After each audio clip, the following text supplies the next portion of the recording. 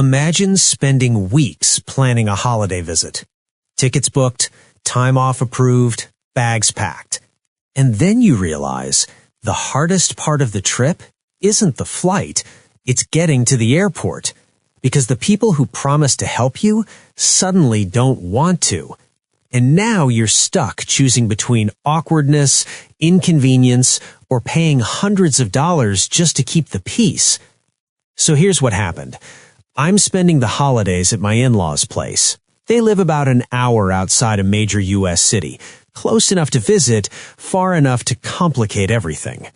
When we planned this trip, transportation was discussed. They offered to pick us up from the airport. They offered to drop us off when we leave. No hesitation. No conditions.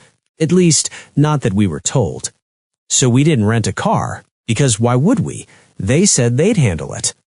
When we arrived, things already felt off. Instead of picking us up from the airport, they asked us to Uber to a friend's house near the city.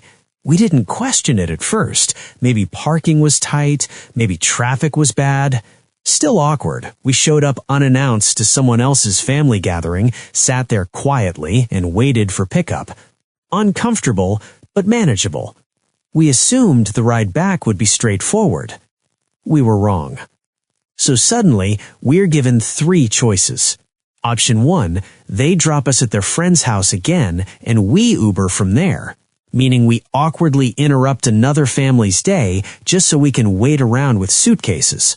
Option 2, we take public transportation, which turns a simple trip into a long, exhausting journey with transfers, luggage, and stress. Option 3, we Uber directly from their house to the airport. Simple, quiet, and very expensive. We chose option 3.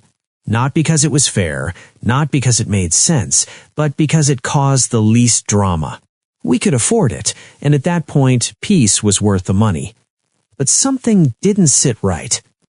Here's the part that really bothered me. Whenever they visit us, I pick them up from the airport. No complaints, no excuses, no "I hate airport traffic." I rearrange my schedule, I deal with parking, I wait in arrivals, because that's what you do for family. So why didn't that courtesy go both ways? Later, I find out the plans were made between my wife and her mother. My wife originally wanted to rent a car. Her mom told her not to. "Don't worry," she said, "I'll arrange transportation."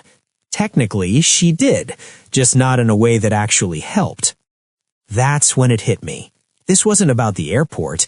It was about control, about convenience for them. They offered help, but only on their terms, and if those terms made things harder for us, oh well. And here's the tricky part. If I complain, I look entitled. If I say nothing, I feel taken advantage of. They'll say, "You could afford the Uber," which is true, but affordability doesn't erase disrespect.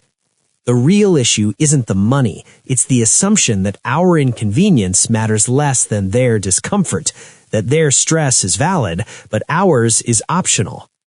So we took the Uber, we smiled, we said thank you, but next time, we're renting a car.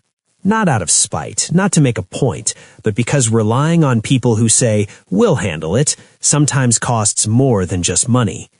And maybe the lesson here is simple. If someone offers help with strings attached, it's okay to say no, even if they're family, because peace shouldn't require awkward favors, silent resentments, or expensive Ubers just to avoid conflict.